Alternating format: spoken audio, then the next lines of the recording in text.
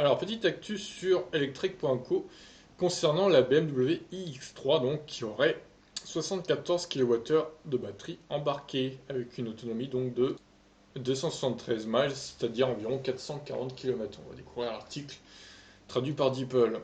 La BMW iX3 sera le premier véhicule électrique de nouvelle génération du constructeur allemand. Aujourd'hui, BMW a confirmé que le SUV électrique qui entrera en production l'année prochaine va avoir une batterie de 74 kWh avec une autonomie du WLTP d'environ 440 km. Lors du dévoilement du véhicule concept BMW iX3 l'an dernier, BMW a déclaré qu'il avait une puissance maxi de plus de 200 kW, c'est-à-dire 270 chevaux, et qu'il était alimenté par une batterie haute tension spécifique au modèle avec une capacité nette supérieure à 70 kWh, pour une autonomie supérieure à 400 km. Bah donc on y est, 74 kWh pour 440 km WLTP. Le constructeur automobile a également déclaré que le véhicule sera en mesure de prendre un taux de charge allant jusqu'à 150 kW. C'est pas mal, c'est pas mal. C'est quand même deux fois plus qu'un Kona e Niro, donc on va pas cracher là-dessus. Mais niveau efficience, c'est moins bien chez BMW par contre. Il s'agira du premier véhicule électrique basé sur la technologie de la cinquième génération du groupe motopropulseur électrique de BMW qui est conçu pour permettre une autonomie électrique plus longue. Aujourd'hui, BM a mis à jour les spécifications du SUV électrique iX3 pour sa version de série. Alors, ils ont déclaré, avec un contenu énergétique net de 74 kWh, la batterie haute tension installée sur la BMW iX3 atteint une autonomie de plus de 440 km dans le cycle d'essai WLTP. Dans son segment, la BMW iX3 affiche non seulement une consommation énergétique de moins de 20 kWh au 100, selon le cycle d'essai WLTP, mais aussi un rapport inédit entre la taille de la batterie et son autonomie.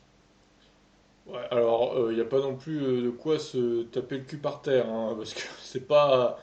Il n'y a pas de quoi se vanter d'avoir une autonomie de 440 km WLTP avec une batterie de 74 kWh. Les Coréennes font mieux avec 10 kWh de moins.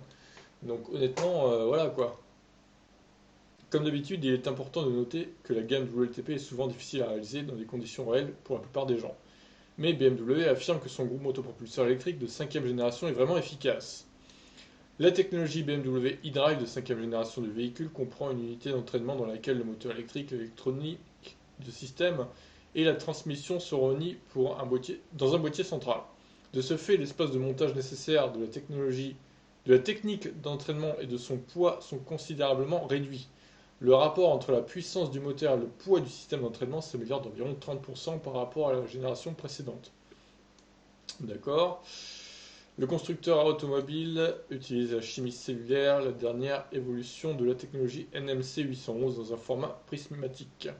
Ils affirment que leur chimie contient moins de cobalt et a une densité d'énergie gravimétrique plus élevée.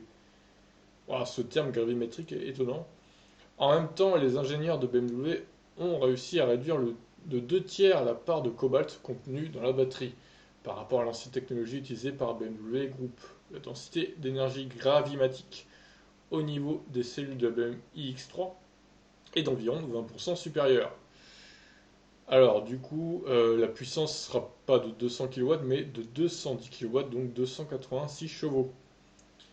L'an dernier, BMW a confirmé que le SUV tout électrique iX3 sera construit en Chine et exporté vers d'autres marchés à partir de 2020. Donc l'avis d'Electrek, cela s'annonce plutôt bien, euh, bien que nous devrions probablement attendre des numéros de tierces parties avant de féliciter BMW. Alors, qu'est-ce qu'ils veulent dire par là?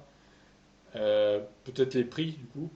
Bien que l'efficacité ne semble pas mauvaise, je pense qu'ils sont encore loin derrière Tesla. Ouais, je suis d'accord avec lui là pour le coup. Je pense que la BMW iX3 va concurrencer la Tesla Model Y et il semble qu'elle aura une batterie de la même taille que la version longue range de cette dernière. Cependant, Tesla s'attend à une autonomie de 483 km pour la version du véhicule. Et oui, ce sera mieux chez Tesla. Mais ce n'est pas encore une comparaison parfaite. Nous n'avons pas encore les dimensions exactes de chaque véhicule. C'est vrai, on attend aussi les dimensions, ouais. Si la BMW iX3 s'avère beaucoup plus grosse, elle serait excusable. Et après, il demande qu'est-ce qu'on en pense. Eh ben, qu'est-ce que j'en pense? C'est pas trop mauvais. Mais voilà, après, il faut attendre le prix. On va voir une photo de la voiture, du coup. C'est la voiture de gauche, les SUV, donc iX3. Après, voilà, personnellement, je suis pas trop fan de BMW. C'est pas la marque que je préfère. Je déteste pas, mais ça me fait ni chaud ni froid cette marque en fait. J'ai jamais vraiment aimé leurs voitures qui se ressemblent un peu toutes. On va pas se mentir. Je préfère à la limite Mercedes ou Audi que BMW. Bon, après, niveau caractéristiques, ça n'a pas l'air trop dégueulasse. Voilà, après, il faut attendre les prix, évidemment. Est-ce que si elle est moins chère que la Model Y, pourquoi pas? Ça pourrait être une alternative.